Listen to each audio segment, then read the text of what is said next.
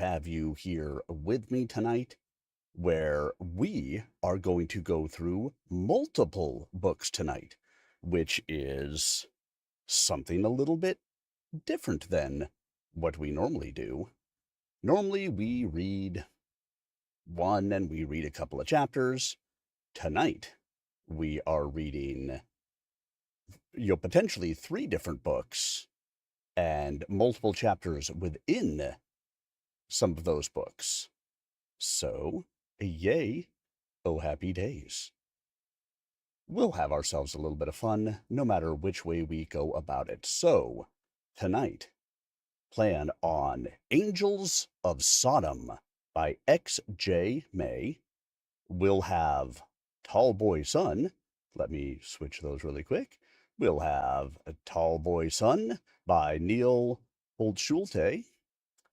And if we can get to it, which I think we're going to, we are also going to have, dun dun dun, oh, wrong one. We will also have Barefoot in the Parking Lot by Vineet Verma, and we'll be doing a couple of chapters of that book. As many of you guys know, I offer these live reads free for indie authors, and sometimes they want me to read a whole book. Sometimes they would like me to read little bits of their books.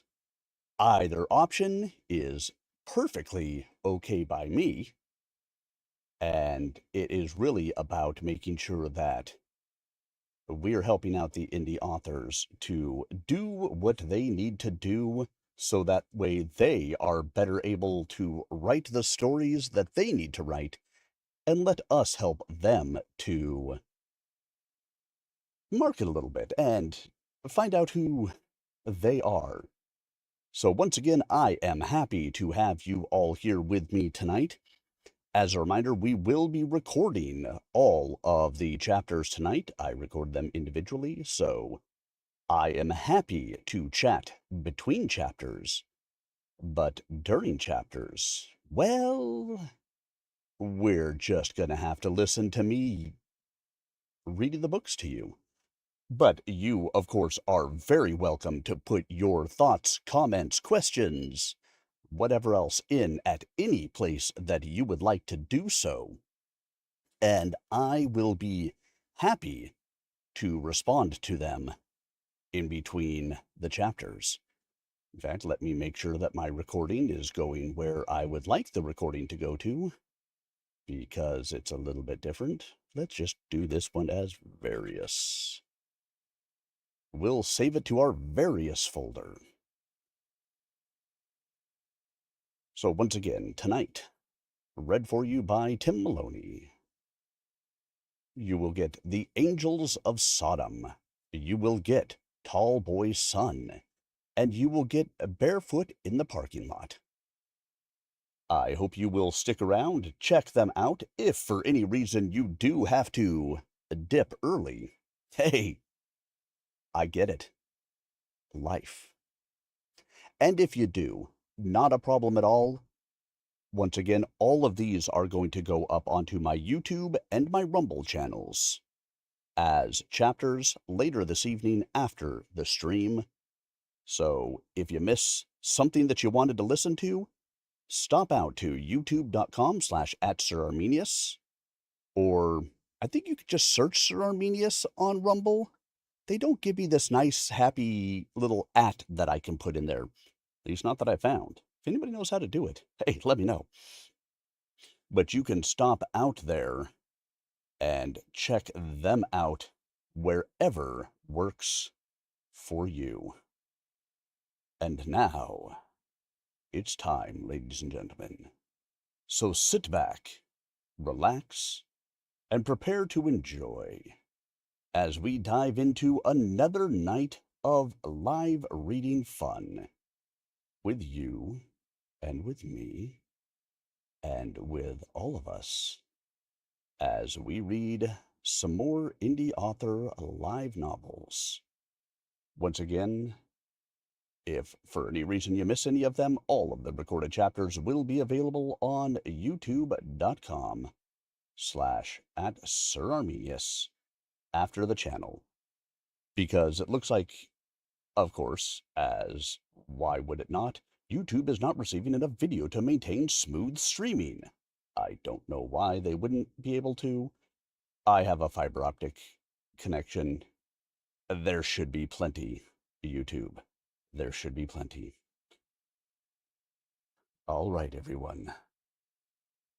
Once again, sit back, relax, and prepare to enjoy as we dive into our indie author live reads for the evening.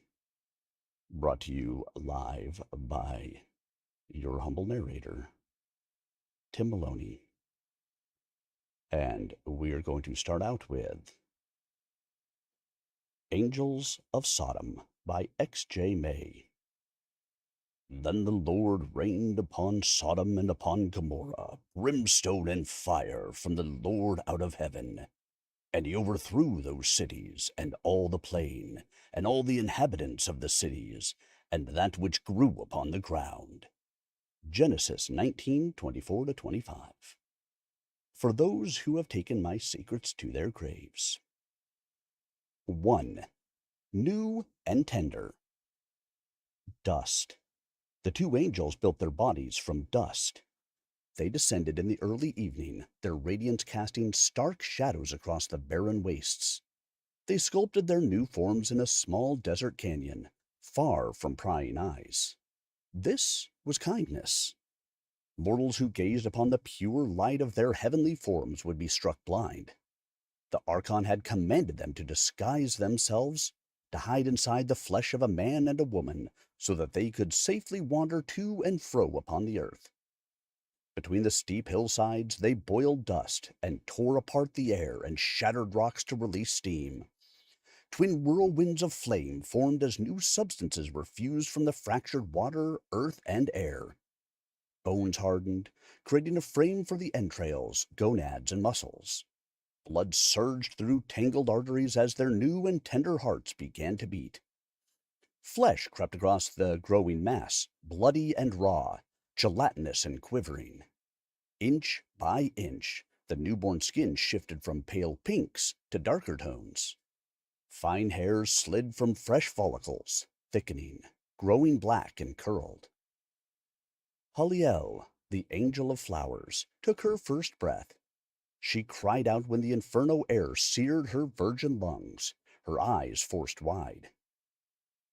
She found Apidolon, the angel of bees, standing near her, though not for long. His own first breath was quickly released as a shriek. His knees buckled and his shriek became a howl. The baked dust had become black glass, blistering hot. He seemed to have no control over his body as he rolled back and forth, his legs kicking. Spit, snot, and tears sizzled on the crackling earth around his head. In what appeared to be his first deliberate movement, he drew his hand toward his face. His cries faded to silence as he stared at his fingers in undisguised horror. Haliel kept her legs beneath her, even though her own feet were blistered and burnt. It wasn't courage that held her erect, but fear.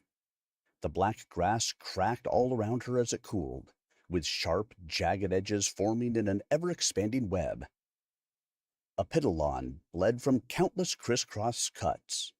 She stood as still as possible to avoid this fate.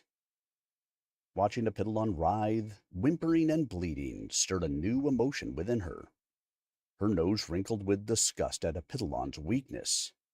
How odd that her face should move without her conscious command. Fear and disgust were emotions she'd never experienced in the ceaseless eternity that preceded this moment. The Archon had told them that, once embodied, the brain would be the seat of all thought, but this disgust felt visceral. Somewhere deep in her gut, she was ashamed of Apidolon, and judged him for not bearing his fate with more grace. Him. He. His. How odd. Until this moment, both angels had been sexless. Sex existed for reproduction, and angels had no need to make more angels. They'd always been, and would always be. They didn't even possess the words to express these ideas. They communicated on a level far beyond anything as crude as speech. But the Archon had known what tools they'd need to pass unnoticed in the realms of men, and their newly minted brains were overstuffed with nouns and pronouns, verbs and adverbs. Their once boundless understanding had been shackled by the limits of language. Yet, there was something novel, almost exciting, happening within her skull as she placed a hand upon her belly and discovered she knew the words for hand and belly. Her skin was soft, smooth as a rose petal, and it thrilled her to know the words rose and petal. For countless centuries she'd held dominion over the floral realm. Her imagination had colored and shaped the generative organs of flowers into new forms over the workings of 10,000 generations. Roses were her handiwork, as were violets, lilacs, marigolds, and 10,000 more. Until this moment, she'd never known that they'd been given names. Her fingers continued exploring. The pain of her burnt feet faded as she studied her flesh. Beneath her skin she felt a thin layer of fat, and below this, muscle, rigid, almost stony, from the effort of keeping her standing. Beneath the muscles, bowels. The heart and lungs would be above them. Below would be a womb. Her womb. As she thought of the hidden organs, she could sense them. They were communicating with constant, silent signals, as coordinated and complex as the angelic melodies that eternally echoed through heaven. The activity of her viscera bewildered her. She felt certain that it was her guts stirring her displeasure toward Apidolon's undignified writhing. To feel disgust in the pit of her stomach, rather than have it centered in her brain, made her question if her new body was somehow malformed.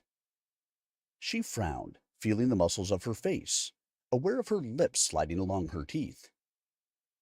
Teeth? How bizarre! Her belly was silken and her feet so tender. In contrast, her mouth contained twin ridges of tiny, hard, sharp rocks. Monstrous, but also interesting. An angel was only ever one thing, existing for a single purpose. But a body was so many things, with so many uses. Why did her fingers have nails? What purpose did they serve? Why was her scalp covered in such long, thick black hair, while the rest of her flesh was covered in fine, almost invisible hairs, save for her armpits and her crotch, which was hidden beneath a bush of dark curls? The mysteries of her new body might have held her to the same spot for untold hours if she hadn't been drawn from her reverie by a foul odor. In his thrashing agony, Apidolon had lost control of his bladder. The fluid hissed against the baked sands. The stench of boiling urine made her eyes water. "Enough," she said. This was the first word she'd ever spoken. Her tongue and lips and lungs had all worked in unison to convey her thought, and she was surprised that such a complex coordination of her various body parts could occur without any conscious thought. "We'll never finish our mission if you spend all your time here weeping and befouling yourself. Rise." "How are you even standing?" Apidolon said, between gasps. "I'm heavy. So heavy." "You have muscles. Use them." She could hear the contempt in her words, and it struck her that her voice was strangely naked. The word didn't quite fit. The subtleties of language might take a long time to master. She would have liked to spend hours sorting through the disordered dictionaries that filled her new brain, but she knew there was no time. Sunset was drawing near, and they had to complete their mission before the following dawn. For a being used to eternal timescales, the feeling of seconds rapidly passing was unpleasant. and her disgust over Epidolon's weakness refined itself into anger that he was wasting her time. As her anger grew, she once more suspected her entrails were guiding her thoughts in ways she couldn't quite control. On some primal level, she felt that, as a woman, it was unsettling to see a man weeping from physical discomfort. Were her own feet not blistered? Did the pull of the earth not test her muscles with the same unyielding force? When Epidolon failed to rise, new words came to her lips. "You're embarrassing yourself.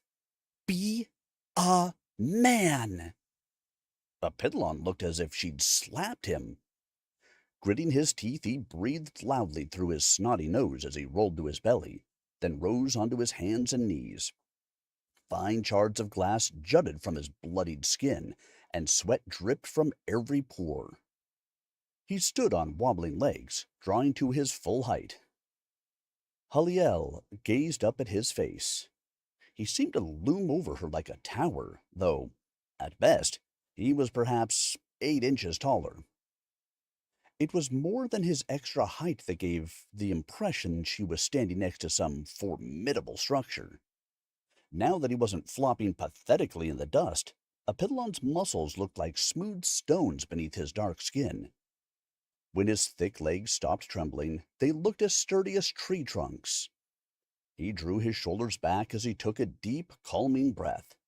His broad chest was so much more massive than her own, even though she was the one ordained with somewhat heavy breasts. Given his extra mass, perhaps she could forgive him for being more susceptible to the pull of gravity than herself. His nose wrinkled. This animal stench. Is this stink coming from me? This shouldn't surprise you. We are animals, at least until dawn. As she spoke, his eyes fixed upon her face, but not for long.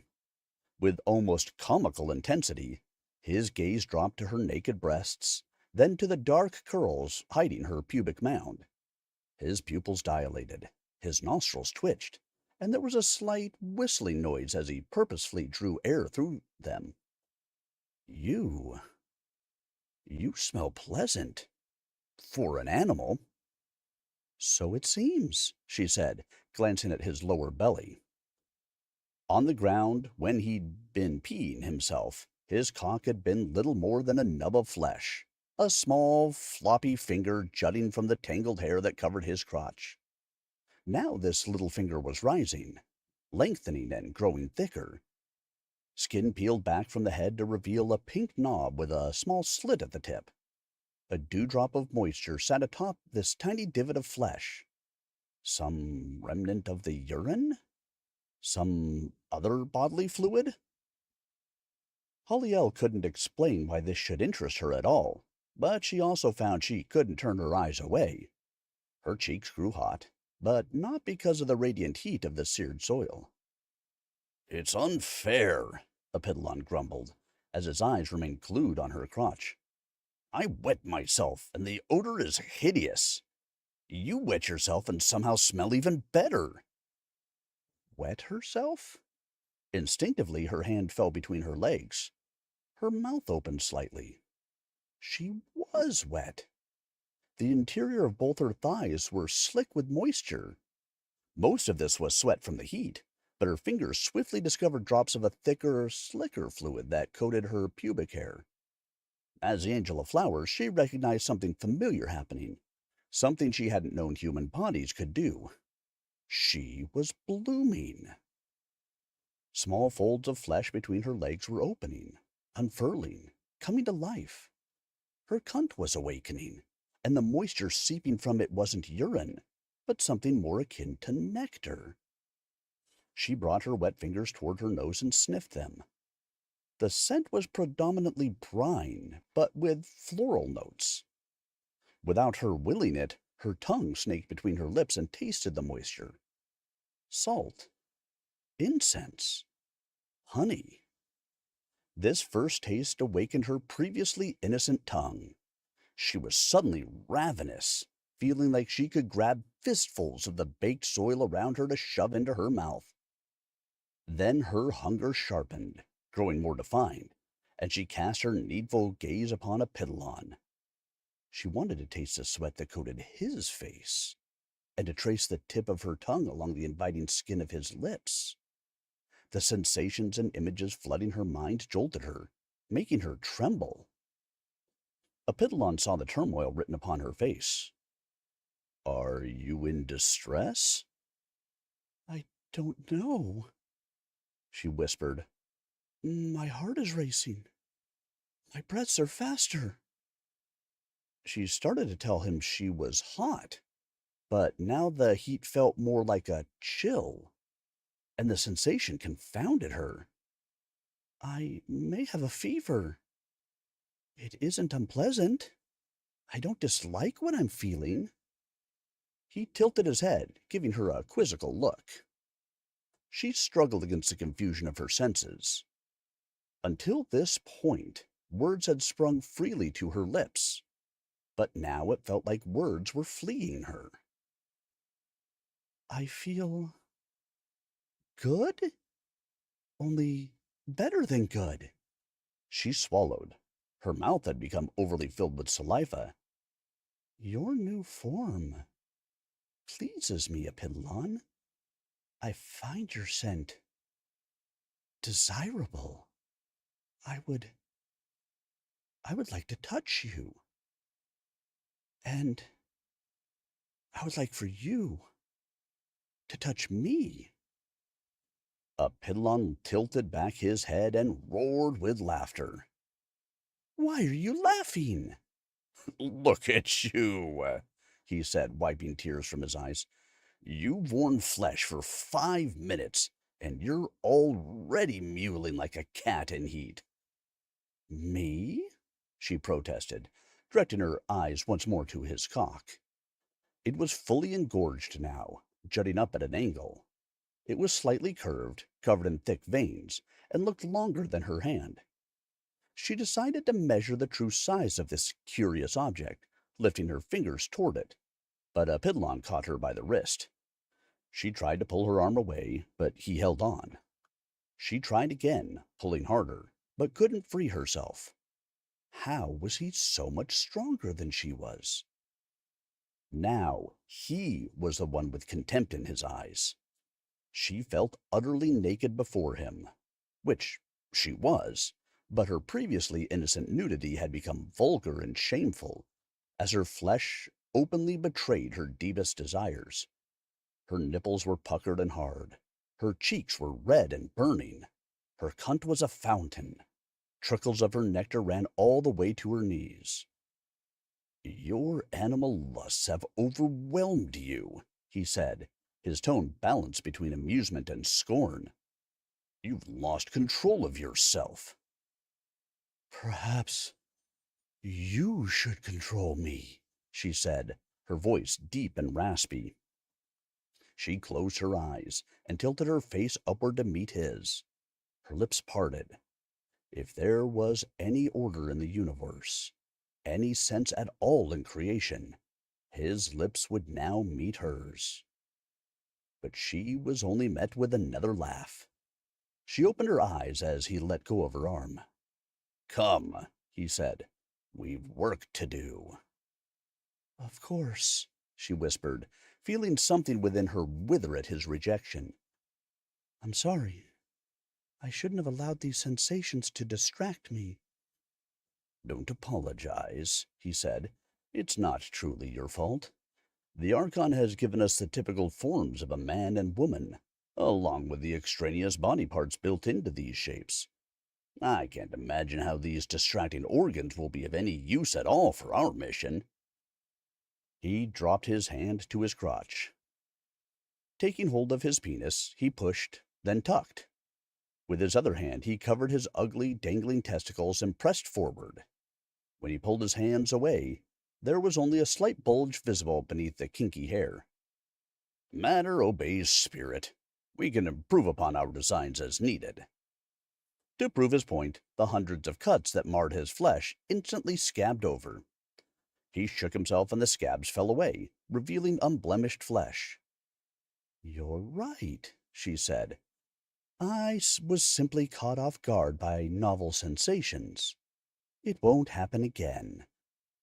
She cupped her breasts. She unconsciously paused to judge them.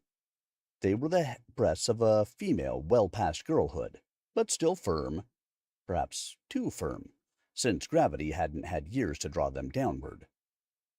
Taking her erect nipples between her fingers, she permitted herself a final moment of tempting pleasure as she applied slight pressure to them. With a thought, they went flaccid, retreating into her body slightly as she stilled the animal urges that had stirred them to attention. More cautiously, she slipped a hand between her legs.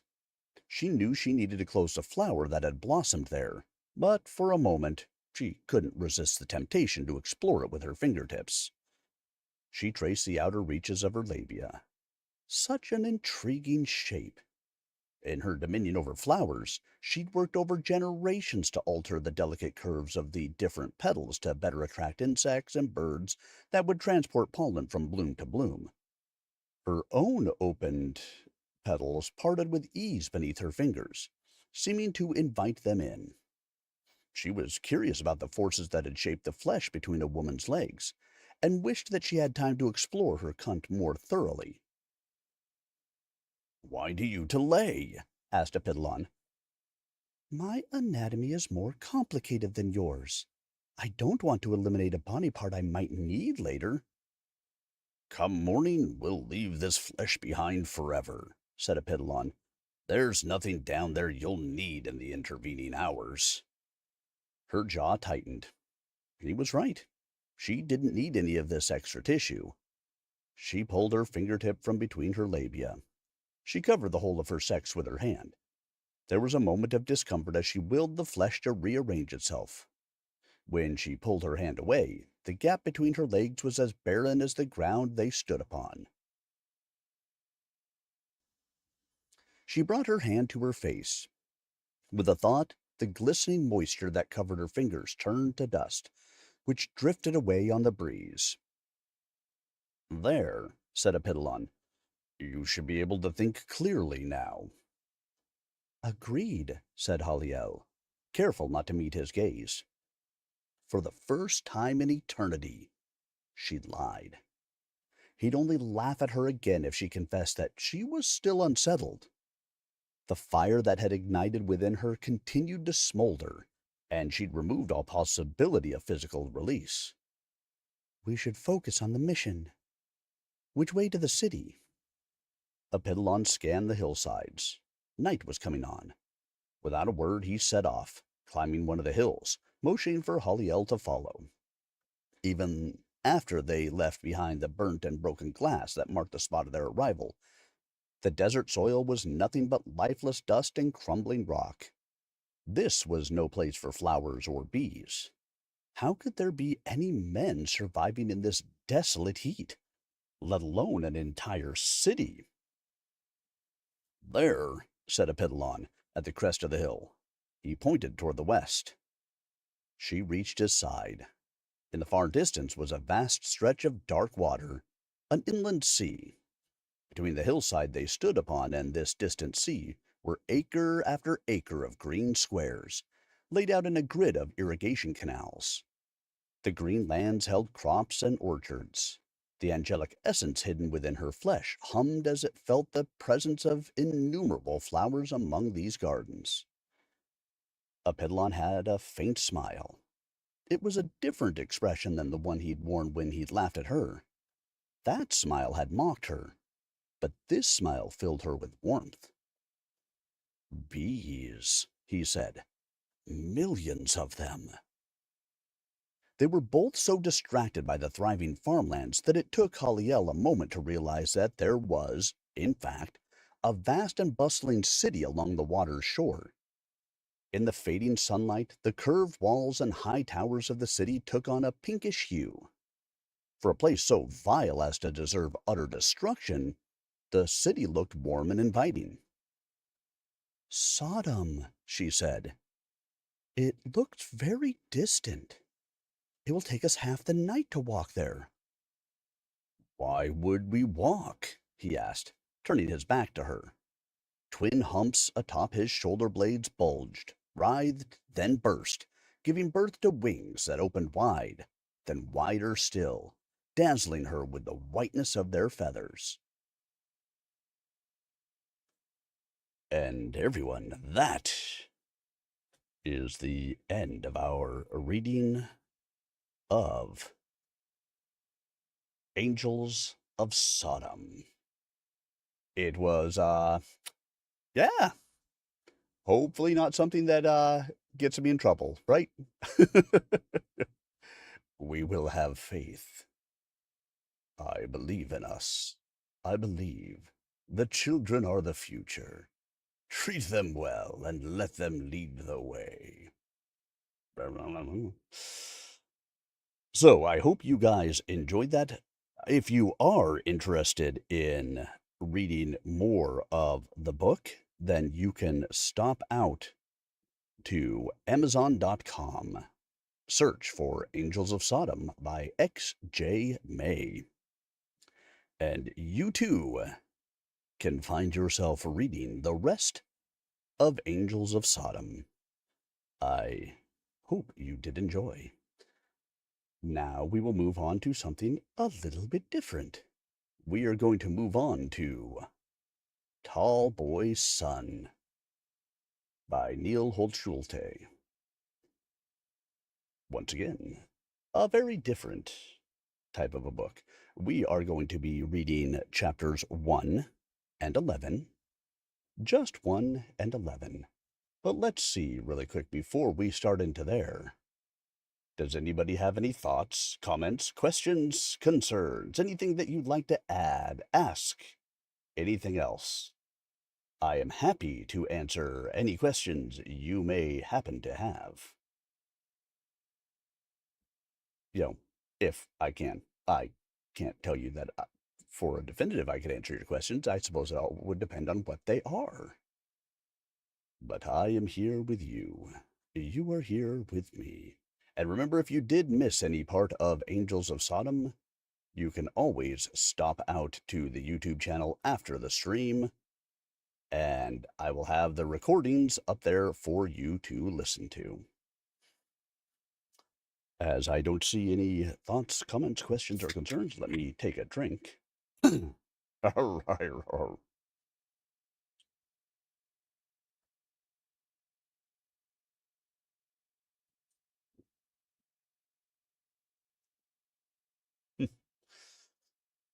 So, Tall Boy's Son, a standalone sci-fi story about Sol Linocass, a divorced and alcoholic father who dreams of being a great starfighter pilot.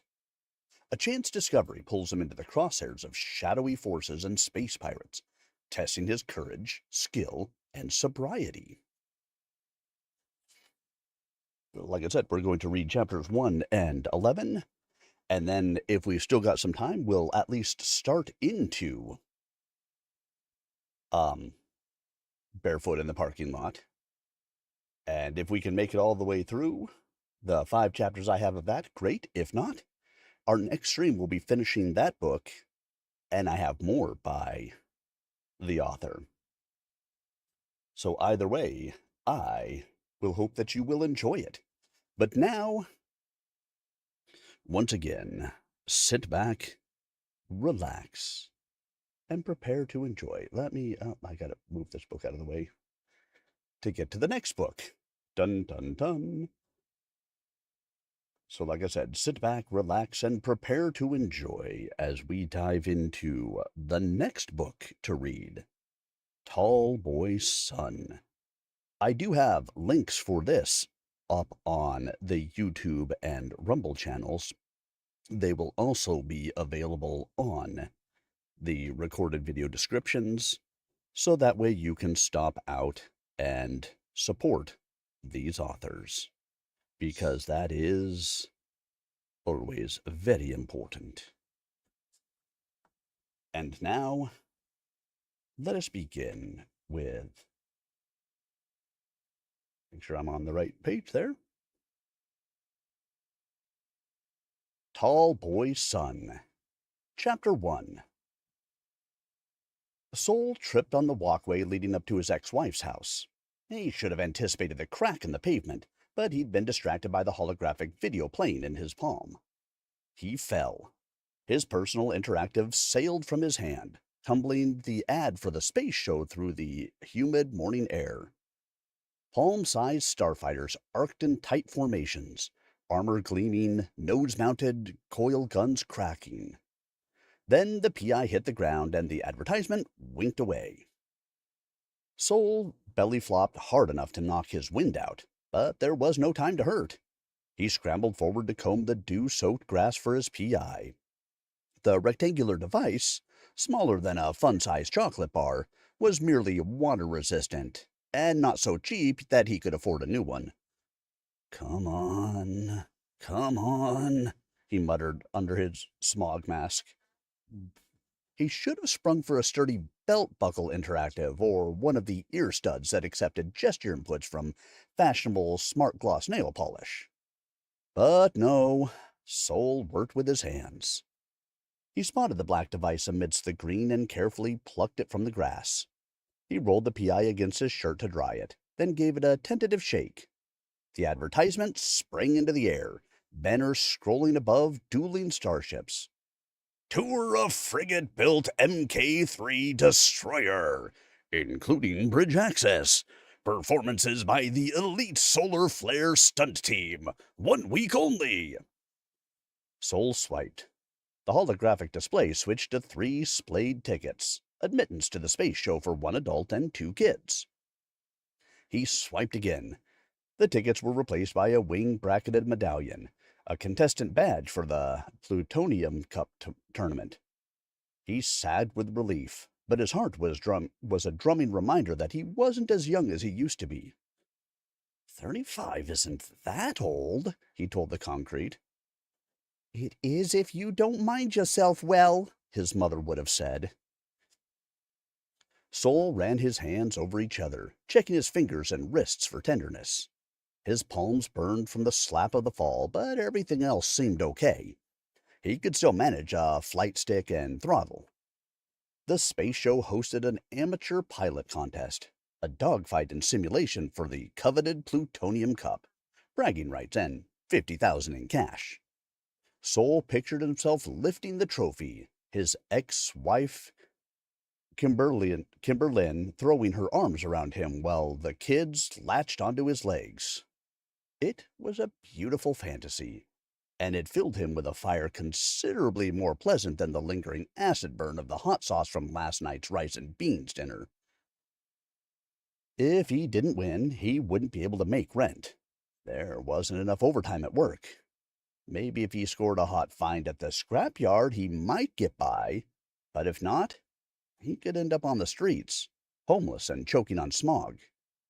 Kimberlyn could revoke his visitation rights. "Borrowing future trouble is weakness," his father would have said. Sol steadied himself with a variant of hook breathing, a technique pilots use to stay conscious during high-G maneuvers. The tang of polluted air slipped under his mask and puckered his tongue. He adjusted the expired air mask and stood with only a bit of difficulty. The horizon swam with dawn's citrus colors. Grizzled roach pigeons, adapted to harsh air, cooed from the power lines. Crabgrass besieged the sidewalk in front of a 2-story duplex. The roof was patched in a calico pattern of varying materials. The walls, Sol knew, let every sound through. He missed the place dearly. One more breath to push back the longing. Then he stepped up to Kimberlyn's door and rapped his knuckles across it. Inside, a child squealed. Someone was banging silverware. Dishes clattered, the refrigerator whooped open, then slammed shut. Sol knocked outer. "Honey, it's me. It's Sol." Footsteps approached, the latch slid, and the security mechanism beeped. The door, swollen with heat and sticky with humidity, screeched as Kimberlyn yanked it open. The door was the sturdiest part of the whole house, so airtight it could have kept the vacuum of space at bay. Kimberlyn brushed away a loose strand of hair and looked up at Sol, bewildered. Dimples pinned her cheeks, and the bright light turned her brown eyes to amber. Her blonde hair had been hastily tied back. She never wore it like that out of the house because her button ears stuck out. Sol loved those goofy ears. Kimber was still dressed up for bed, faded pajama pants and one of Sol's baggy t-shirts. He wondered if she'd thought of him when she'd put it on. A lump rose in his throat. If he could prove himself at the space show and win some money for the family, maybe she'd give him the second chance he so desperately wanted. Kimberlyn squinted into the morning sun. Sol shifted his tall form to shade her eyes. One advantage of being built like an ogre was casting a large shadow. He smiled. "Hi, honey." "Sol, what are you doing here?" He waved the holographic tickets. "I'm here to pick up the kids. I bought tickets to the space show." Kimberlyn tilted her head and pursed her lips around an unspoken question. One of their children banged a spoon. She cast a glance into the house, then shook her head, free of distractions. "Have you been drinking? It's not your weekend," she hissed. The irritation and pity in her voice doused him in cold water. He started to gesture at his PI for the date. "I could have sworn. I promise, I'm sober." Kimberlyn's shoulders slumped. "You had the kids last weekend." Damn it, she was right. He scratched the back of his neck. A pleading whine slithered into his voice. "Kimber, babe, I'm sorry, but I've already got the tickets. I'll get the kids out of your hair. What do you say? It's going to be great. We're going to ride the elevator and everything." He had pleaded so much leading up to their divorce, he hated himself for not breaking the habit. Kimberlyn shook her head in refusal, but with a wobble that meant she was casting about for a reason. Advice from his father rose in his mind. "Make it seem like a win for the other guy." That advice was supposed to apply to business, not family. Not like Dad had ever made a distinction. Sol pulled his mask down and put on a grin that Kimberlyn had once called irresistibly cute. He said, "You'll have the kids off your back all day." She coughed in disbelief. "No, Sol. No, that's beside the point." He held on to his grin for dear life. "Honey, can you let it slide this one time? You used to let things slide." Her eyes snapped into focus. "No, I didn't. I kept track. Every time." "But—" He tried to get a word in. "But nothing. If I did let something slide, that was immaturity. I confront things head on now, like an adult. I've grown up." She snapped her mouth shut, leaving him to wonder if the question, "Have you?" was about to slip out. "Just this once. Please." His grin collapsed. He was pleading again. He couldn't help it. "The kids have star-speak lessons," she stated plainly. And the refugees aren't from here." He barely stopped himself from using the pejorative pinheads. "Don't be like that. They make up 60% of the population." The urge to double down pulled Sol along its thorny, well-trod path. He knew the bitter, screaming fury at the end of that road. Yet he blurted out, "Only in the metro area." Kimberlyn turned to go back inside. "It's not even 8 a.m. I can't do this right now." Dangerous words lurked at the back of Sol's throat. He pulled in a deep breath and made an effort to strip the pleading from his tone. "Peace, peace. Please. I'll be good. I promise." He put his hand over his heart. "Can I at least come in to say hi to the kids?"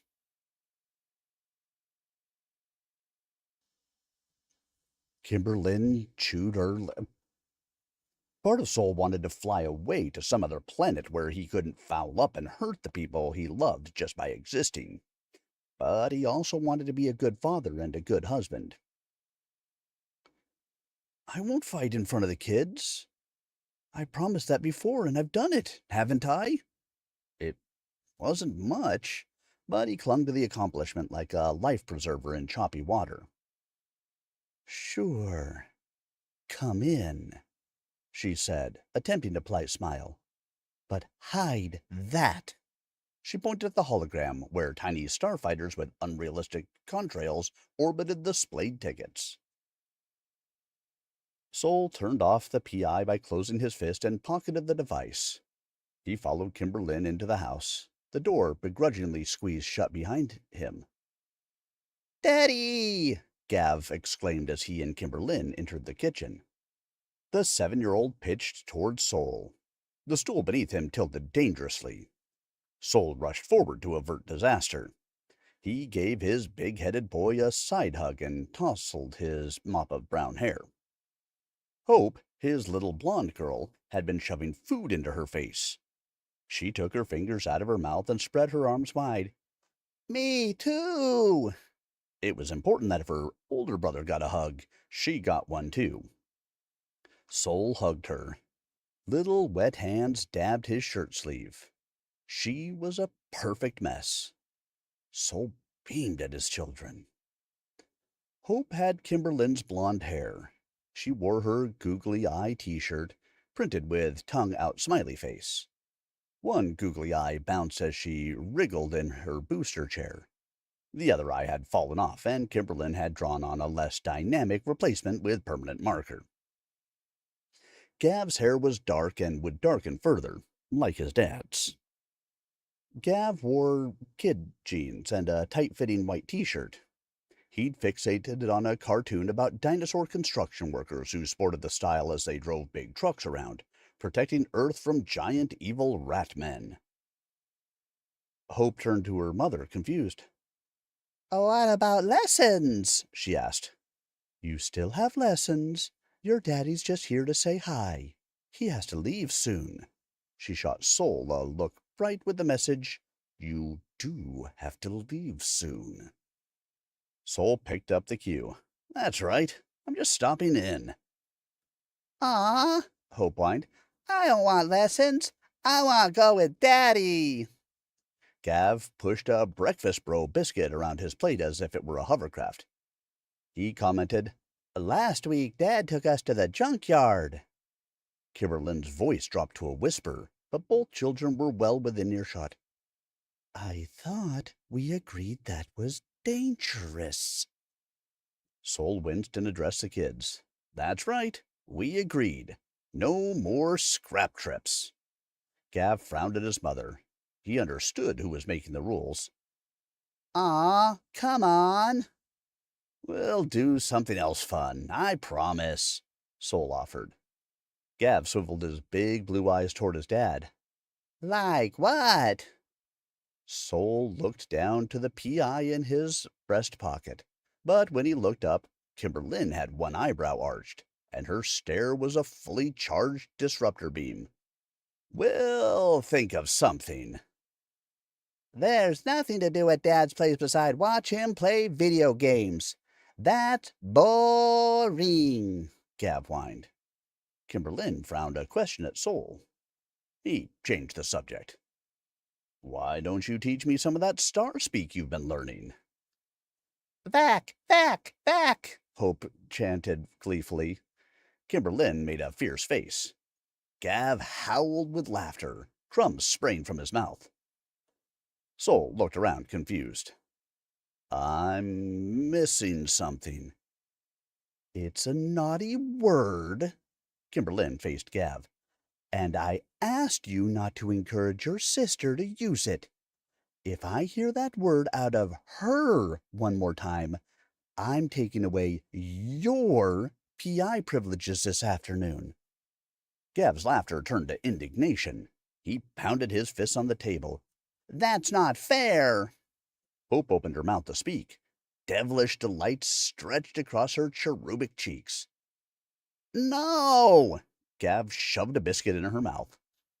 Pandemonium erupted, full of shrieking and biscuit crumbs. It ended with laughter, though Sol figured that was due more to luck than clever parental tactics. Sol and Kimberlyn relocated both children to the living room before more mess could be made. Sol ended up with Gav on his lap, telling his son in his best fatherly voice, "Your sister looks up to you. You have to set a good example." It sounded like a good thing to say, though he felt like a slippery fraud as he said it. Gav fidgeted. Hope remembered her earlier complaint. "I don't like lessons. Teacher's stinky." "That's a very rude thing to say," Kimberlyn said sternly. Gav wrinkled his nose. "The aliens smell like glass cleaner."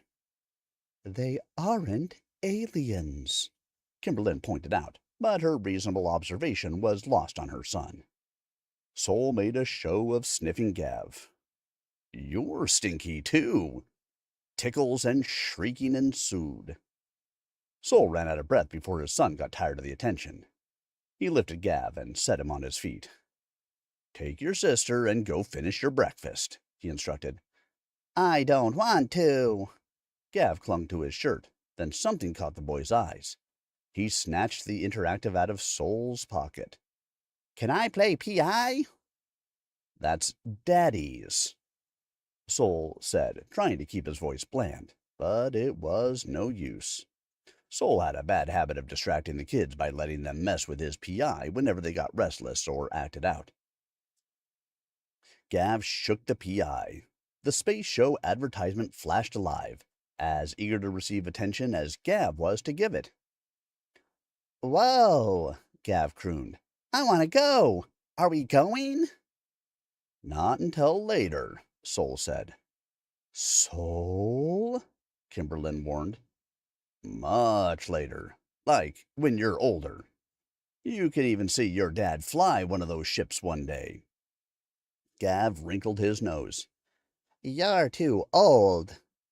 "I am not," Sol protested, realizing too late that Gav was parroting words that had gotten an oversized reaction out of Sol the last time Kimberlyn had used them. "You're too old and Mommy won't let you," Gav said with a giggle. That hurt more than Sol wanted to admit. He replied, "Mommy won't let you either. Not unless you and your sister finish breakfast. Now give back Daddy's PI." "Can I keep this?" Gav asked. "Sure." Gav closed a fist over the hologram and pitched it toward the ceiling, copying the advertisement to the house network. Then he returned the PI and led his sister to the kitchen. Sol and Kimberlyn were alone. Sol on the fold-out sofa, Kimberlyn on the shabby recliner. "They learn so fast," he mused, considering both Gav's mastery of the gesture interface and his son's readiness with words that exposed Sol's deep-held inadequacies. "I wish you hadn't done that," Kimberlyn said softly, eyes on the steaming mug she held. "Done what?" "Let him copy the ad. It's all he'll talk about for days." Her tone didn't suggest an argument. He needed to do his part to steer clear of a fight. He teased back. "I noticed the new food printer in the kitchen. I recall you saying, and I quote, 'Those things print out bland, processed crap, and I will never have one in my house.'" She looked up from her mug. A smile curled her lips, like she'd been caught with her hand in the cookie jar, but had already eaten the cookie. "It's really convenient." He chuckled. She went on. "You wouldn't believe. Just pour the powder in, let the kids choose the color and shape. There are flavor options, too." She threw her head back against the recliner. "That's how they get you. The flavor packs cost a fortune." Sol laughed harder. Kimberlyn smiled, but tension crimped the corners of her eyes. I appreciate you understanding. Sol was taken aback. About what? I don't know. The food printer, the expense of it. Work's been stressful. It's fundraising season. If I don't hit my targets, the nonprofit goes under. I can't help anyone, and I don't get a paycheck. If you can call what I earn a paycheck.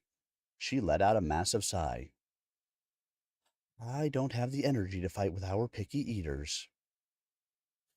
Did she want him to offer her money above the usual? He literally could not. He'd spent everything on the space show tickets and entry fee for the Plutonium Cup tournament. If there's a way I could help, he floundered.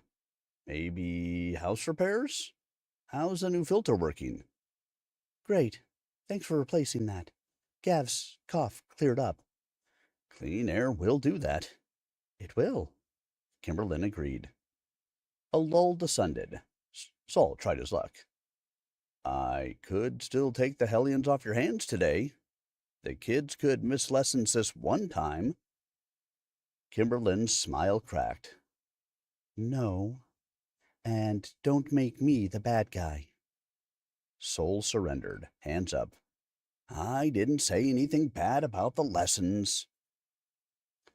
You didn't say anything good either. She inhaled, shoulders lifting and falling, as if bracing herself. Sol felt defenses rising on both sides. She said, Piloting is your dream, not theirs. Gav loves space stuff. He memorized basic controls on half a dozen ships. To what end, Sol? Those jobs are dangerous and low paying. Our kids deserve more. They aren't all low paying. Kimberlyn didn't seem to hear. She tilted her head toward the kitchen where the kids were making enough noise not to be suspicious, but not so much that they might be breaking something. She said, You want to do that damned contest, don't you? Sol tensed. His hand squeezed the flesh above his knees. It hurt. There was swelling from his fall. He spoke louder than he meant to. Yeah, I do. And I've got a real shot at it. I've got my half-clover strike under a second with 90% accuracy. Kimberlyn softened her tone as if cajoling a stray puppy out from under a car. Every year the winner is a guy half your age. Some amateur, she made air quotes, sponsored by energy infusers. Not this year. Kimberlyn spoke gently, but through gritted teeth. Listen to yourself. I've been practicing. So I hear. What's this about the kids watching you play games? That was one time. Heat rose up his neck. Had she been setting this trap? When something seems malicious, look for alternative explanations. That's what the marriage counselor had said. Sure, no problem. And after that, he'd invent cold fusion and bring peace to the Middle East. Kimberlyn's voice rose. You had the kids for the weekend, and you just sat around playing video games. Pressure coiled Sol's chest. He should have backed down, should have apologized, or simply kept his mouth shut. Louder, he repeated, One time. Kimberlyn rolled her neck and looked to the ceiling as if searching for grace.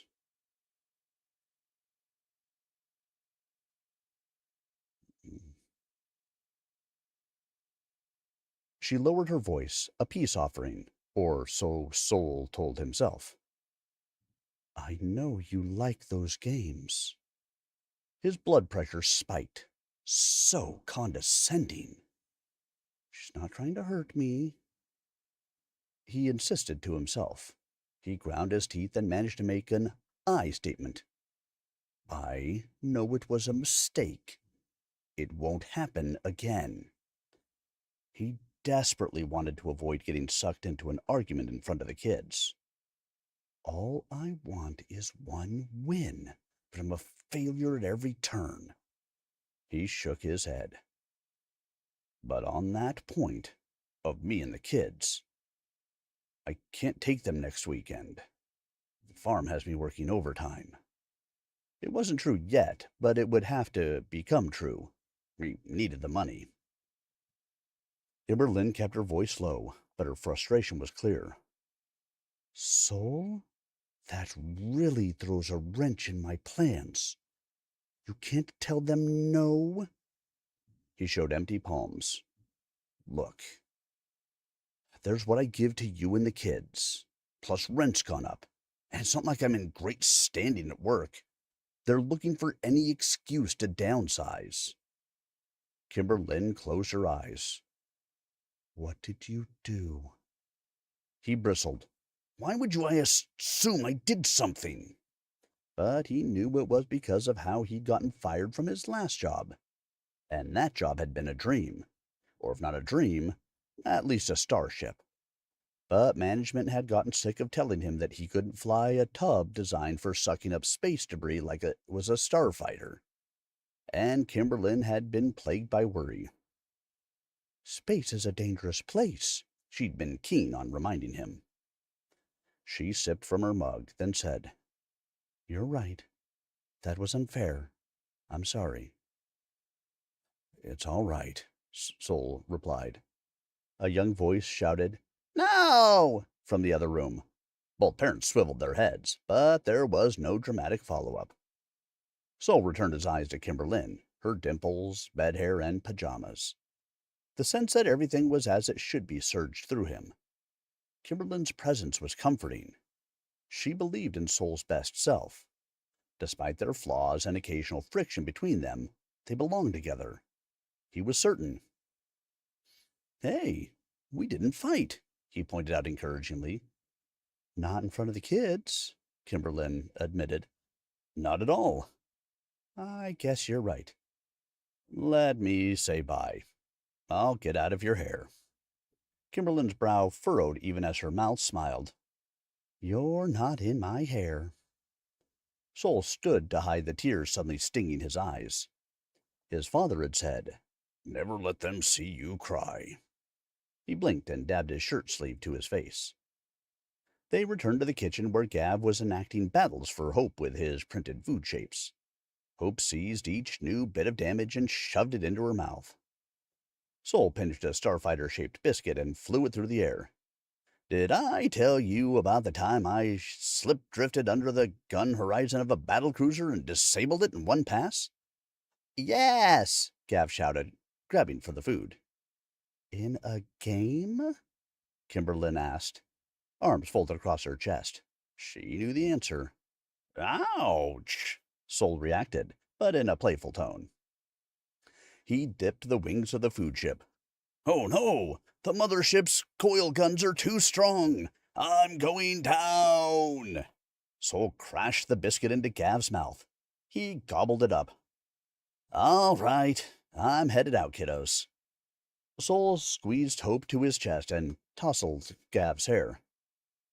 I love you, Daddy, the children chimed, out of sync. I love you, too. Don't forget Mommy, Hope said, pointing at Kimberlyn. I love you, honey. He thought it sounded sincere. He meant it, but it was a different love than when they'd been younger and freer. I love you, too, Kimberlyn replied. Sol wondered what the words meant to her. He put on his air mask and went out the front door without tripping on the crack in the pavement. It wasn't quite the win he was looking for.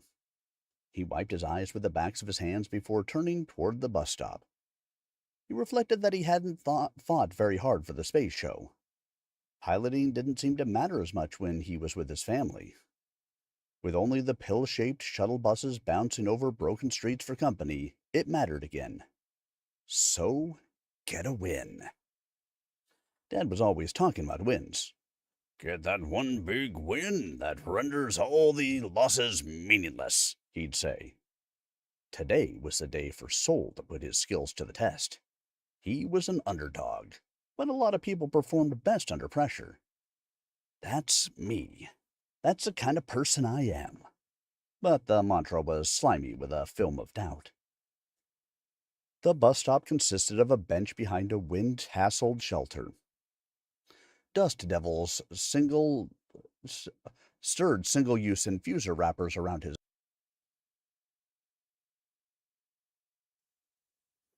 Sol was sure most of the infusers had been used to spritz caffeine or nicotine. He was also sure that a few had been used for harder drugs. Broken glass littered the ground. He recognized the brand of a beer bottle from the weathered label holding together fragments. It was one of his favorites. Shame knifed between his ribs. He countered. At least I don't trash up public spaces when I'm drunk. But the shame stabbed deeper. An older woman sat on the far end of the bus stop bench. Sol made sure to walk up slowly, in her line of sight. He was a big guy, and he didn't want to make her nervous.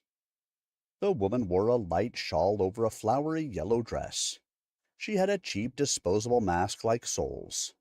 Her tall, alien head was moderately well disguised by the puff of her hair, but she'd used a cheap dye. The brown didn't look entirely natural, and even though even through his mask it smelled like a mixture of ammonia and gasoline. Gav was right. The aliens did smell funny. The more they tried to blend in, the more they stuck out. Sol scolded himself, hearing Kimberlin's voice. They aren't aliens, they're refugees. Sol studied the woman out of the corner of his eye. She was tall. A lot of the newer refugees were hunched by their inexperience with persistent gravity. She was either compensating or she'd been on Earth for most of her life. She was perfectly human, just a little different looking. Not even that many generations distant from Earthlings like Sol. The scientists said there wasn't enough time for evolutionary adaptation to occur. Nonetheless, the developmental changes were obvious. He turned his attention to the sky with its melted butter dawn and thought about the space show. He could still fly in it. He could win. With the slightest imaginative effort, he could feel a starfighter stick and throttle in his hands. He went through a series of maneuvers in his mind, keeping his hand motion slight so the woman wouldn't think he was crazy. I can get the only win that matters. But that was his father speaking. When Sol thought of the only win that mattered, he thought of erasing the pain and disappointment from Kimberlin's eyes. And that was a decision made. Plus, there was nothing more pathetic than going to the show by himself. A washed-up, not even has-been, pining after an imagined past as the future slipped away. The sensible thing to do would be to scalp the tickets and get some money back. Another refugee woman approached. She was closer to Sol's age and had 2 kids in tow. Sol stood and offered his seat. The woman averted her eyes and waved him off. I insist, he said. The other woman translated his words into Starspeak. The newcomer bowed, said something under her breath, and took his seat. The translator said, She thanks you, in the sticks and leaves rasp of the pinhead accent. The 2 children, oblivious to any awkwardness between the adults, chased each other around the bench with toy starships. The name Gilbert Bain popped out from their otherwise unintelligible words. Sol smiled, imagining the kids were arguing over who got to play the role of the infamous villain. Many aspiring fighter jockeys idolized Bain. Sol had often fantasized about either being the ace or shooting him down, depending on how patriotic he'd been feeling at the time. Now it all felt like an idle fantasy. He pulled out his PI and produced the 3 holographic tickets to the space show. A glowing green halo indicated that they were being offered. She can have them, Sol said to the woman who had translated. The translator spoke to the mother. The mother waggled her head and replied with ticking sounds. Really? I mean it, Sol said, looking at her kindly. More wispy, scratching sounds passed between the refugee women. The children kept circling, plastic starships rolling and diving at the ends of their outstretched arms. The mother swept her wrist through the hologram. The tickets winked over to the PI hidden amongst one of her many bangles. She glanced around anxiously as if this might be some sort of prank. A camera crew ready to jump out of the bushes and document pinhead greed. Sol caught her eye and dipped his chin in a small bow. "Thank you," she said in English. A grain of weight lifted from Sol's shoulders. All right, there was Chapter 1 of Tall Boy's Son.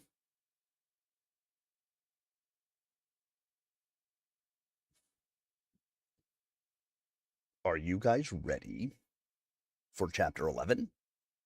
An excerpt of Chapter 11. Let's check through really quick, see if anybody has any thoughts, comments, questions, or concerns. No, no, we have no bananas. We have no bananas today. 'Cause it was just after dark when the truck started down the hill that leads into Scranton, Pennsylvania. All right, well, I see no questions from I'd say the peanut gallery, but you guys aren't really the peanut gallery. You're just the gallery. I see no comments from the gallery, so let's dive back in and read our Chapter 11 excerpt.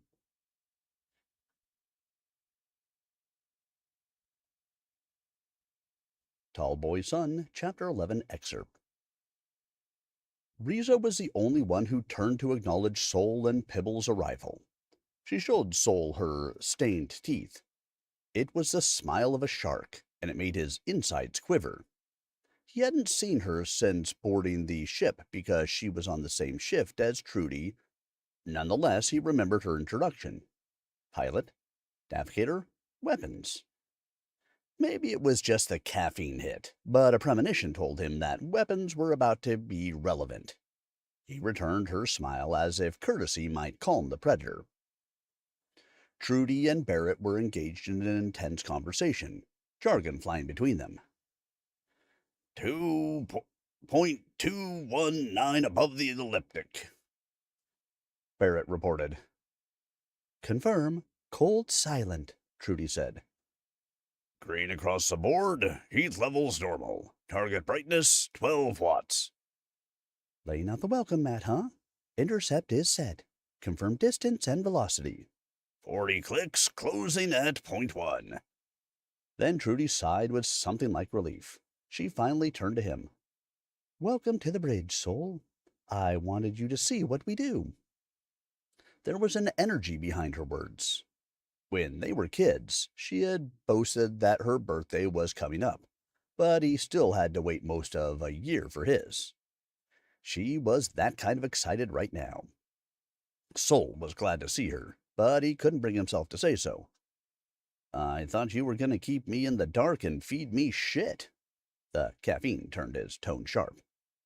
Not anymore. Barrett talked me down. She smiled at her second in command. Sol thought he saw the legless man blush, which was too absurd for his mind to process. Trudy pointed at a display panel. We're coming up on our target. We intimidate them just a little. They drop some cargo, we pick it up, everyone goes their separate ways. Fire no guns. Shed no tears, Barrett intoned. Trudy tilted her head in a half shrug. It's not exactly honest work, but it's a living. Okay. Sol wasn't sure what she was expecting of him. Barrett spoke up, his voice rich with righteous anger.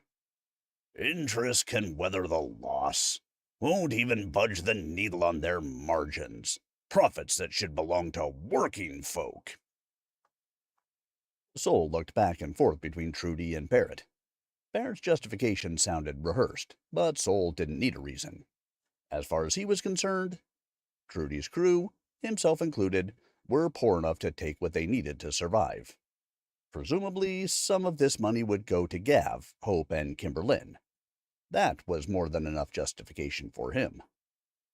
What am I supposed to do? Pibble clapped him on the back. You and me sit back, relax, and wait for something to break. Sol and Pibble strapped into the acceleration chairs at the back of the bridge. A display screen on a mechanical arm angled in front of Sol. He tapped the screen's controls and brought up a view of the target. One of the Basura's telescopes zoomed in on a ship shaped like a sea clamp. The mouth of the sea gripped a bundle of rectangular cargo containers. Behind that, pill-shaped fuel pods ringed the ship's base above a cluster of conical thruster nozzles. A crisp corporate logo of a golden sun rising over a fertile plains emblazoned the sides of the cargo containers. Sol's fingertips tingled. They were about to steal from one of the major interests. The caffeine nebulizer was redundant. He couldn't have been more alert. "Secure helmets," Barrett ordered. "Depressurizing in 10. He counted down. At 0, the ambient noise was sucked away, leaving Sol with the sound of his own breathing and the crew's voices buzzing from the tinny speakers in his helmet. God's eye in position, said Cajun. Acknowledged. Stand by, Trudy replied. Strapped into the chair, Sol glanced around as best he could, but the big-headed man didn't appear to be on the bridge. Pibble answered his unspoken question. Cajun, find the dizzy. Extra set of eyes and ears for us. Oh, Sol said with more calm than he felt. His hands curled around an imaginary flight stick. He pictured himself piloting the Dizzy. He knew from Star Jockey that it was a very responsive ship. A little more than eyes and ears, Trudy said. Sol could only see the back of her spacesuit, but a smile was apparent in her voice. An explosion flashed, silent in the depths of space. An actinic blue light flashed, flicking long shadows across the cargo ship.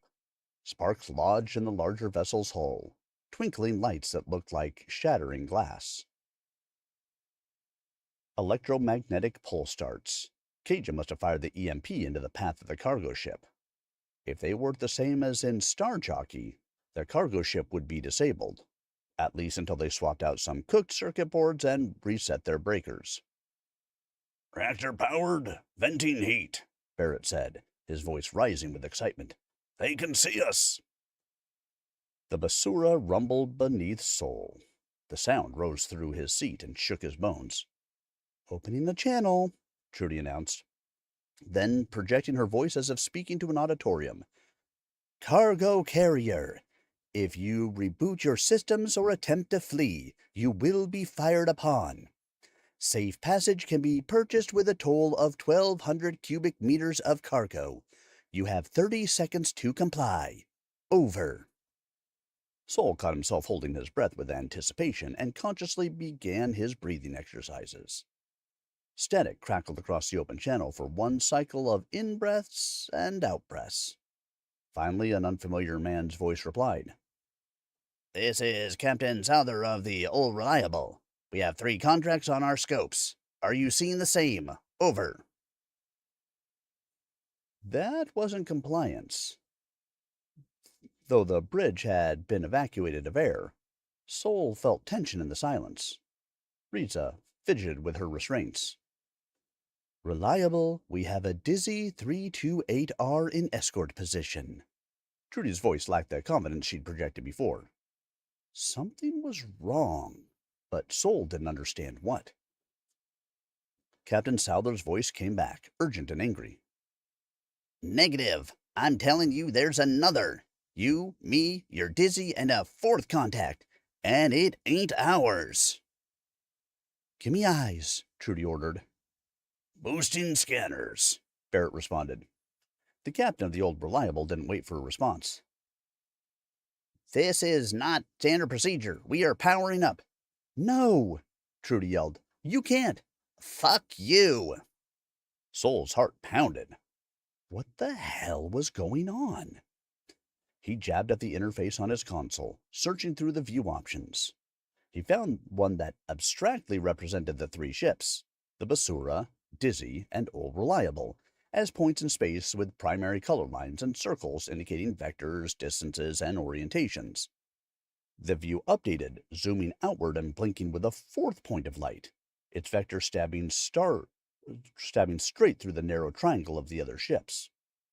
Barrett called out, I've got the fourth. Sol tapped the point of light.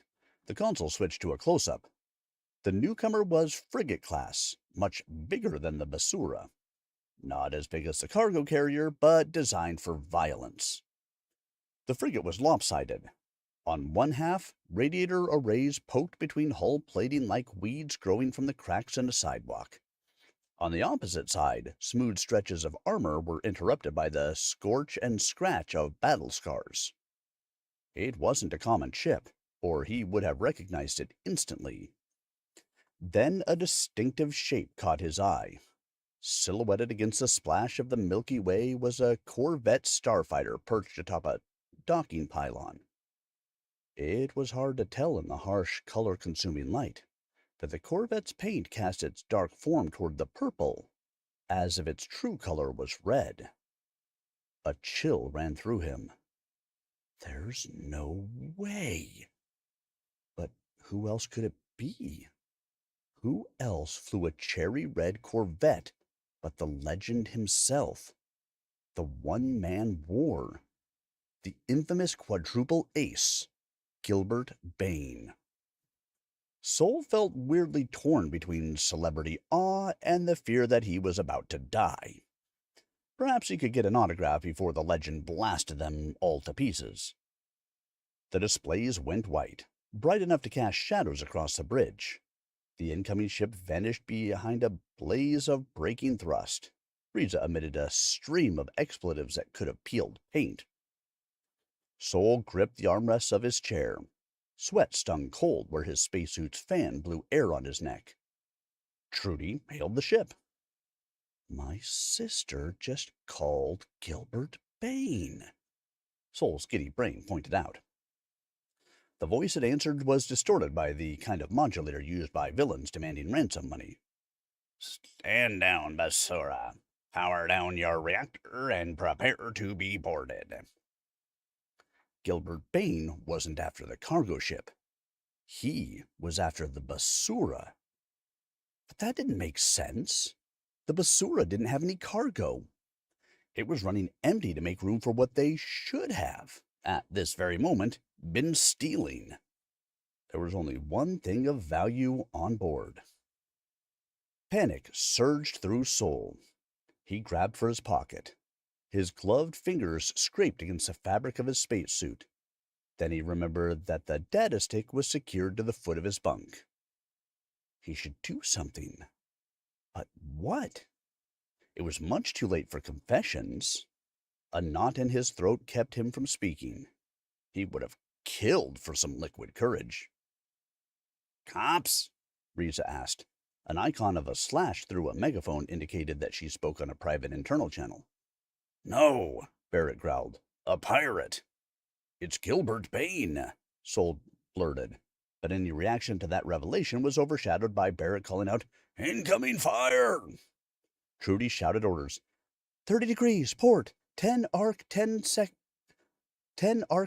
to the ecliptic. Hard burn.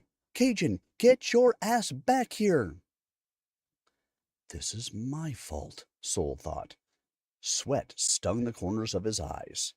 He clamped his mouth shut. The time for truth had passed. Then speaking was impossible. Acceleration slammed him. His skin stretched taut against his skull. His vision blurred as the force compressed the jelly of his eyeballs. The tip of his nose bent toward his right cheek. Weapons fire, Riza asked, her tone flattened by the subvocal throat mic that made speech possible at high Gs. Return fire, Trudy replied with the same robotic enunciation. A chattering demonic laugh reverberated through the hull. Sol recognized the sound of coil gunfire from Star Jockey, But this was no game. The vibration wasn't coming from innocuous little motors in his chair, and the dimming of his vision wasn't simulated on a screen. Acceleration, like an invisible assailant holding a cushion over his face, smothered him where he sat. Then the pressure relented. He gasped. His stomach cartwheeled. The basura swung evasively. Acceleration body slammed him again. The mechanical arm holding his console bent ominously. The hard-edged screen dangled in front of his face. He couldn't have lifted a hand to move the console if he'd wanted to. His arm was a pile of bricks. He was helpless. And somewhere out there, beyond the narrow walls of the tin coffin of a ship, coil gun fire flew. Depleted uranium penetrator cores were wearing magnetized jackets pierced the void. They could strike at any moment. He'd be dead before he knew it. A bump. The acceleration ceased. The hell choir of coil gun fire dropped to a solo. "We're hit," Barrett reported. "I lost a gun," Riza said. "Fuel leak too," Barrett said. Sol's eyes jumped about. His hands gripped the chair helplessly. Then Pibble was grabbing him by the collar of his suit. "I got the fuel leak. You fix the gun. Oh, and hold on. Ship's gonna keep dancing." "What if I can't fix it?" Sol cringed as the words left his mouth. If they all died, at least he'd be spared further embarrassment. Pibble's expression was haggard, the way he always looked. "You're a mechanic. Fix the problem or hit it with a blunt object and pray." Sol nodded vigorously. He kept his mouth closed, not trusting what might come out. He unstrapped and pulled himself over the shoulder of his chair, following Pibble down the hatch in the floor of the bridge. Excuse me, guys. I can tell it's been a little bit since I've done live reads. I mean, a couple of weeks. We're not talking a long time here. But that and being on a cruise, wearing up my voice just a little. But there's no rest for the weary. Those were our 2 chapters of Tall Boy Son. So now we are going to do 1 chapter, just 1, of Barefoot in the Parking Lot. And then we will continue Barefoot in the Parking Lot next week, along with a selection of other things by the author Vineet Verma. Once again, if you missed any part of Angels of Sodom or of Tall Boy Son, I will have those recordings up on YouTube later this evening, as well as Rumble. Feel free to stop out there and check them out. Let me check over to see if people have any thoughts, questions, comments, concerns, any of the above. I don't see them. No, don't see them. They are not there. No one questions me. They're enjoying as I continue to read. All right, guys. So let me get the book up here, as we will do the first chapter. Let's see, is there anything beforehand that I need to cover? No.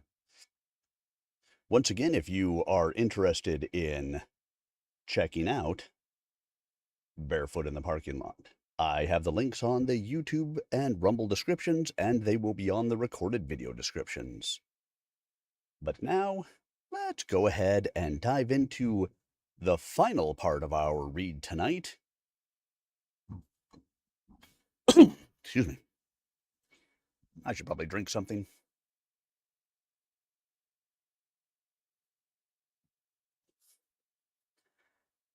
As we start into Barefoot in the Parking Lot, Chapter 1, The Body. January 17. Andy Reid was one of the lucky few who had never seen a corpse, so it wasn't surprising that when he came across one, he recoiled in horror and broke into a cold sweat. His heart thudded wildly as he receded a few steps and stared at the body, realizing how different it was from seeing one on screen. The man lay motionless on his back, a serene look on his face. An open wallet, various membership cards, and a syringe were scattered around him.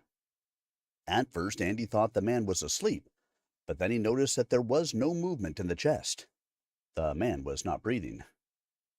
Whoa, dude, is he dead? Asked Stephen in a trembling voice as Andy bumped into him. Now, Stephen did have experience with death, having attended his dear grandpa's funeral when he was 9. It was a memory that still spooked him to this day. Fearing the worst, he had moved behind Andy for protection. George right beside him. Sure, seems like it, replied Andy. Morbid curiosity took over and he trudged back to the body. George followed him. You think he's a junkie? Andy asked, pointing to the syringe.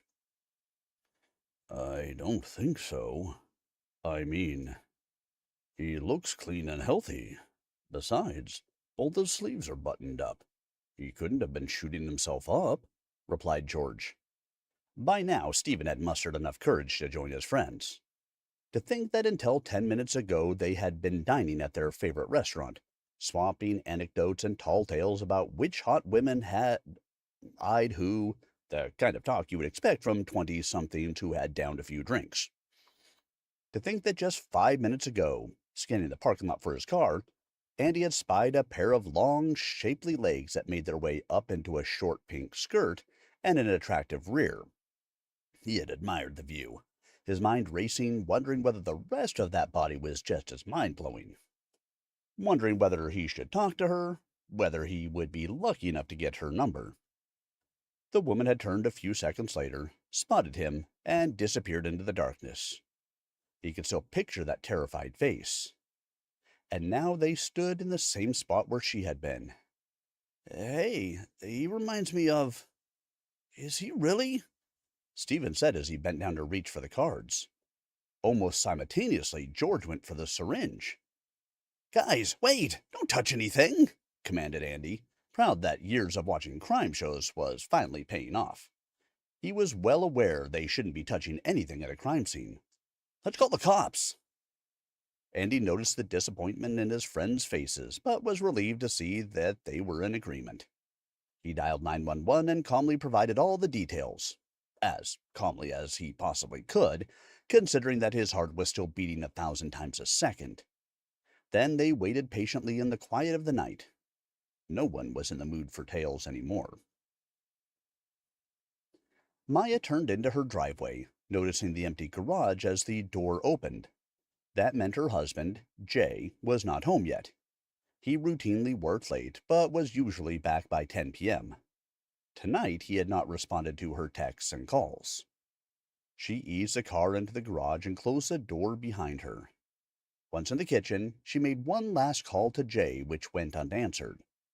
A sense of unease was building up inside her.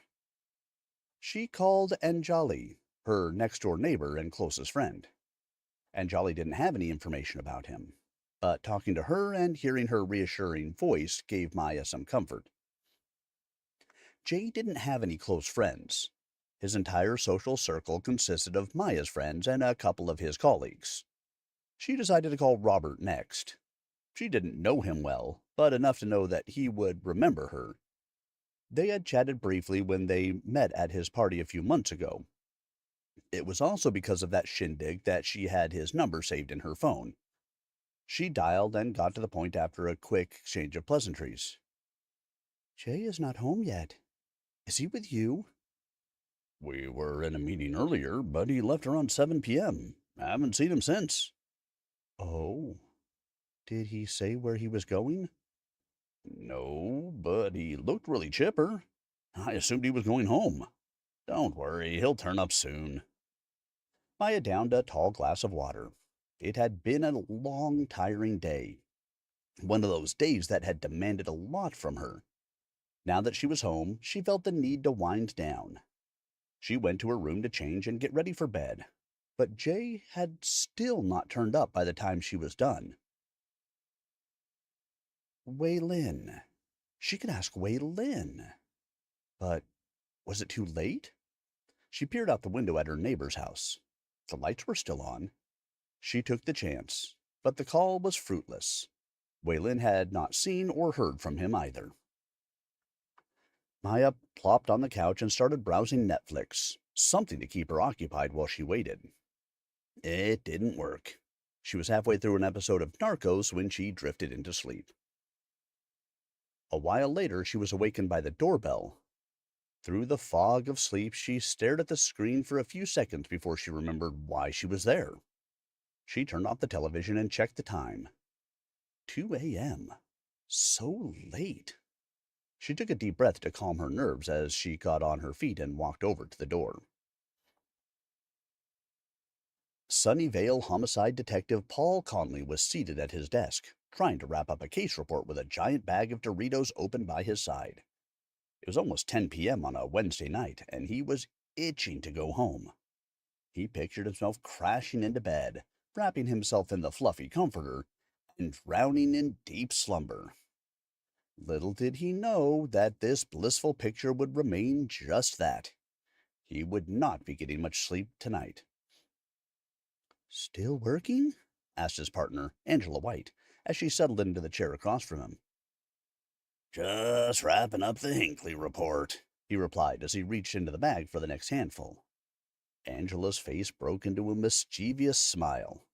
He turned to her and said, "What? I'm hungry," knowing full well why she was smiling. She never missed an opportunity to rib him about his appetite. "Hungry? I saw you scarf down a double cheeseburger and a bunch of fries an hour ago." "Well, work makes me hungry. I need my snack." "Your belly says it all," joked Angela. Paul's gaze moved to his gut, an unwelcome addition to his tall and once lithe body. He had let himself go in the last year, slipping into unhealthy habits. Handling heartbreak was not easy. Unlike him, Angela had maintained herself well. He envied her tall, slender figure, but he knew she had earned it with her healthy lifestyle. "Hey, I thought you Californians weren't into body shaming." "Is that why you left Kansas? Too many jokes about your belly?" Angela continued, referring to his move from Wichita the previous year. Angela's phone rang before he could respond to her jibe. She hung up after a couple of minutes and turned to him. "No rest for the weary, Paul. Homicide, downtown. Gotta go." Paul sighed. Someday he would make it home early and get some sleep. Too bad that day wasn't today. He picked up his jacket and walked out with Angela. Sunnyvale had a small downtown, anchored by Murphy Avenue, which was a short street with small businesses, primarily restaurants, on either side. It was a great place to hang out after work and on weekends. It had been a low-key area until a few years ago when the transformation had begun.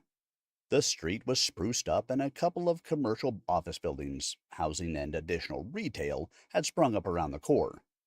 They drove past the historic Murphy Avenue sign at the entrance and into the parking lot of the popular restaurant, Shawarma. The body had been found in a dimly lit alley adjacent to the lot.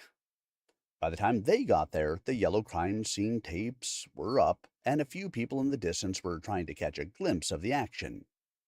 Angela spotted a cop standing next to what she assumed was the corpse. She hadn't seen him before. Probably one of the new recruits. Shauna from Forensics stood next to him. Before she had a chance to walk over, Angela saw Officer Spencer coming towards her. He was one of the junior cops in the department, one of many that had been hired in recent months to replenish the depleted ranks of Sunnyvale DPS. In spite of those efforts, they were severely understaffed. "Good to see you, John. You in charge here?" she asked. "You bet. As you can see, we sealed it off quick. Only the necessary folks are in here." "Who's with Shauna?" "Oh, that's Ashton. He started earlier this week. Quite an exciting welcome for him. Ah, you his FTO? New recruits were paired with the more experienced officers who played the role of field training officer. Having a junior officer like Spencer performing FTO duties underscored the dire situation with staffing. Yep, lucky me. Sergeant Drake didn't show? Nah, Sarge is swamped. Angela didn't like the sound of that. She had hoped at least one senior, competent officer would have made it to the scene. I see. Who found the body?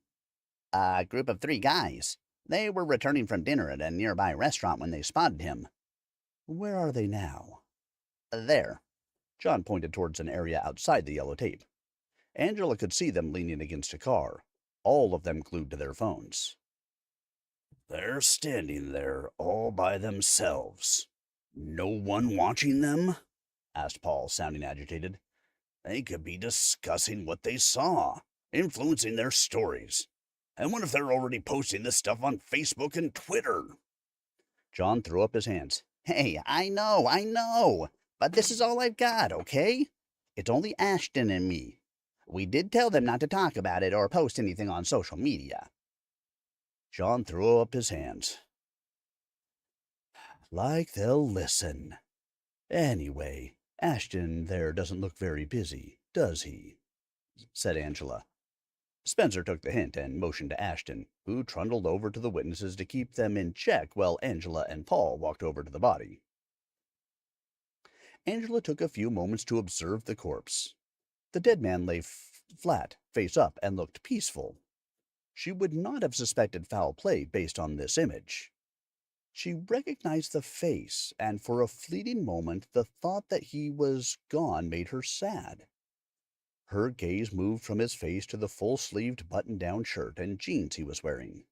She noticed some stains on his shirt, but nothing that indicated blood. She couldn't see any sign of a blow to the body either. In fact, the only thing that jumped out to her at all was his bare feet. Now, why would someone like him be barefoot outdoors on such a cold evening? She wondered.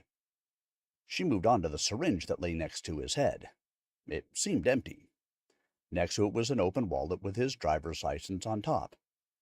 The license confirmed her initial observation. It was J. Sharma, the CEO of Intelligent Systems. Shauna turned to Angela and said, You can't tell from his face, but it was not a good way to die. What happened? You see that syringe, right? I found a corresponding puncture wound on the back of his neck. In addition to that, he has scars on the front which indicate he was tasered. You will see those if you move his collar. So, he was first zapped with a taser and then injected with something? I can't tell yet which one came first, but the injection alone didn't kill him. He must have thrown up in reaction to whatever was administered. Then came the pulmonary aspiration. Since he was incapacitated, he couldn't do much when he puked, and it choked on his vomit. You will see it if you open his mouth. Is that why his shirt has some stains? It's from the vomit? Yes, and someone went to a lot of trouble to wipe it off his face and neck. All that remains are the stains. We will know more after the autopsy. Plus, we will be examining the contents of the syringe. There's not much in there, but I expect it should be enough to tell us what it is. Any prints on the syringe? There are a few. We will check on those. And the wallet and license, too. No signs of a struggle? No, I didn't find any defensive wounds, and his fingernails are clean. But, as always, I can only confirm it after the autopsy. Sure. Any idea why his feet are bare? Quite likely someone stole his footwear. Odd. It's been known to happen, especially if he was wearing something expensive. But the socks, too? Maybe he wasn't wearing any. Maybe, said Angela, not quite convinced. Angela and Paul put on gloves and booties. Since it was dark, they knew they would have to come back the next morning for a more thorough inspection. But they wanted to get a head start with a preliminary scan. Angela started inspecting the body, while Paul left to conduct a meticulous search of the area. She began with the feet, which, not surprisingly, were cold. They were also clean, indicating that he had not walked around barefoot. It seemed like someone took his footwear after he was dead. Next, she moved his shirt collar and found the taser scars Shauna had mentioned. She continued with the front and then the rear of the body. A short while later, she was done with the inspection. Her findings aligned with what Shauna had reported. Meanwhile, Paul had combed the area. It was difficult to tell what was relevant to the crime, since it was a well-traveled section, but anyone could have dropped something at any time. But he played it safe. He found a gold lapel pin that said Purdue. He bagged it. That was all he had to show for his efforts. Once the search was complete, Angela joined him. "Find anything?" he asked. Just this. He showed her a clear evidence bag with his shiny find in it. She took a closer look. It's a label from Purdue University. Gold. Found it 2 feet away from him, He said, indicating the corpse with his head. "You think our killer might have dropped it?" Possible, or it could be his, replied Paul, jerking his head towards Jay again. "You know, I didn't find any keys on him. No car keys, no house keys, no cell phone either." The killer took those too? "Sure looks like it." Should we talk to the 3 Musketeers now? All the businesses around are closed. Canvassing will have to wait until tomorrow. "Yes, let's do that. We should fingerprint them too." You think they had something to do with it? "Probably not, but we should cover all possibilities." Angela walked over with Paul to the guys who had found the body. Ashton was still watching over them dutifully. The witnesses nodded in agreement as she explained that they would be questioned and fingerprinted at the station. She hadn't expected it to be so easy. In the meantime, Paul instructed Ashton to maintain the crime scene until further notice. While Angela would have preferred to keep the witnesses separate, she didn't have enough resources to do so. Besides, she figured they wouldn't be able to say anything in the back seat of the car without the detectives hearing it. Angela and Paul drove off, with the guys huddled together in the rear. 10 minutes later, they were back at the station. Angela recruited Officer Patrick to watch the witnesses and get them through fingerprinting.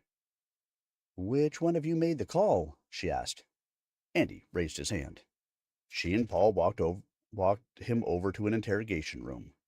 Once settled in, she asked him to explain the events. He began by telling them how they had stumbled upon the body. Angela's ears perked up at the mention of the woman. "This woman. What did she look like?" "It all happened so fast. I didn't get much of a look. All I remember is she was wearing a short skirt. Pink. Nice legs. And ass," replied Andy, a smile reaching his lips as he savored the memory. She had an urge to knock some sense into the guy. Here she was interviewing him for a murder investigation, and all he could do was talk dirty. Typical male. "What about her face? Hair? Did you get a look? Something we can use to identify her," she continued, keeping her annoyance in check. Not really.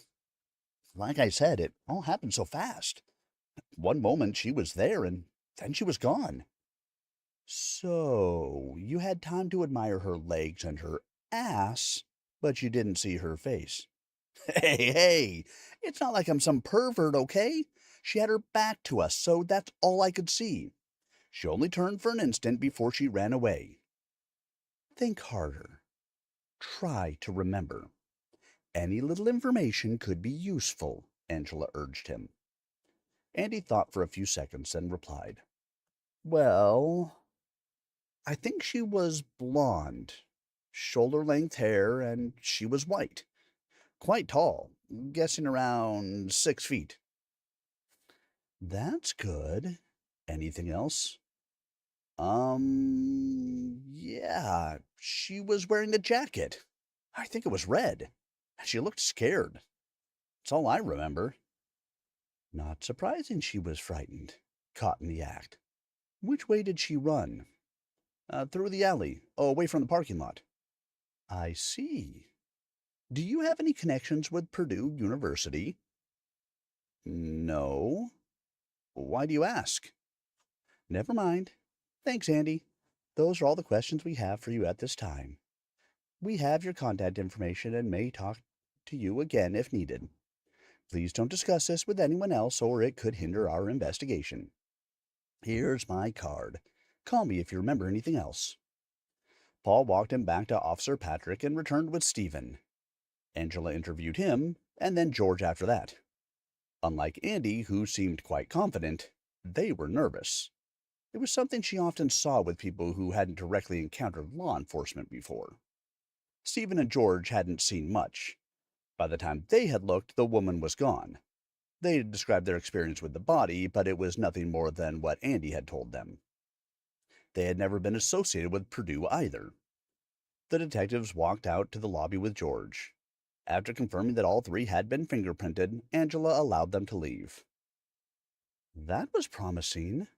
We have to find this mystery woman. We find her, we might have our killer, she commented once they were gone. Quite a generic description, though. I hope we can find her on some security camera around there, assuming she actually exists. If these guys had anything to do with the murder, they could have made it all up. Right. If she does exist, we should find her prints on the evidence we found. So, what next? Next of kin notification. It's sad he's gone. He was quite an icon. You knew him? Not personally. He was the CEO of Intelligent Systems, one of the heavyweights in the AI space. And by AI, you mean artificial intelligence? Yes. How do you know so much about that tech industry? Angela smiled. Kinda difficult to escape it, living in Silicon Valley. Plus, I was a budding techie myself, so I try to keep up with what's going on. How did you end up a cop? I had taken some computer classes. Realized I didn't enjoy coding all that much, even though I love technology. My dad was a cop. I just drifted in that direction. Good for Sunnyvale DPS. Speaking of which, why the heck are we so perpetually understaffed? Believe it or not, it's gotten a lot better since you joined. Not as good as, say, 10 years ago, but still an improvement. Most cities in the area went through a rough time financially during the downturn. Law enforcement budgets were easy targets for balancing the numbers, what with all the outrage over huge overtime and pension payouts to cops. They didn't realize that after such big cuts to compensation, there wasn't as much incentive to risk life and limb. So cops left in droves, either to departments that still offer good money or to better paying professions. It even affected the number of recruits coming in each year. It's only after we hit rock bottom with crime that they decided to do something about it and restore some benefits. Then the recruiting drive began. Ah, and that's how I got in. Yes, we got lucky there. Even more so since you got a lateral transfer in as a detective. Under normal circumstances, you would have had to start over in patrol. Boy, that's a relief. Thanks for the history lesson. Now, does Jay have any family? Yes, a wife, no kids. We'll have to notify her. This wife, what does she look like? No idea. You think she's the woman these guys saw? It's possible. Spouses are usually numero uno on the suspect list. Yeah. Let's see if this one has anything to hide. Let's go then. You have the address? I admired the guy. Wasn't stalking him, replied Angela with a amused smile. We'll have to look it up. Paul chuckled. Sure, let's do that. All right, everyone. And that brings us to the end of our reading for the evening. I hope you have enjoyed these indie live author reads tonight as we went through Dun Dun Dun, The Angels of Sodom, Tall Boy Son, and Barefoot in the Parking Lot. Hey, at least now we know where that name came from. Aha! We will continue Barefoot in the Parking Lot on Tuesday, 8 p.m. Eastern. I hope you guys will come along to join. Once again, if you missed any part of these stories, they will be up on the YouTube channel and Rumble channels a little bit later this evening. Thank you so much for coming along to join in with me tonight. I hope you guys all enjoyed the reading. Once again, thank you. The greatest gift that you can give me is the gift of your time, and I appreciate that you guys gave me the gift of yours this evening. Whether it was for part of the night or the whole thing, thank you so much for being here with me. Again, I will be back on Tuesday, where we will continue with some reading from Vineet Verma. We'll start out with Barefoot in the Parking Lot, and then we'll move on to some other things by him. Until I do see you guys again, make sure you check out those videos on YouTube. If you haven't subscribed to the YouTube channel, youtube.com/@SirArminius, please do so. It's the best way that you can help me to support this work that I do. And make sure that you share these videos with your friends if you liked them as well. Have a wonderful evening, a fantastic rest of your weekend, and I will see you guys all again really soon. Good night, everyone.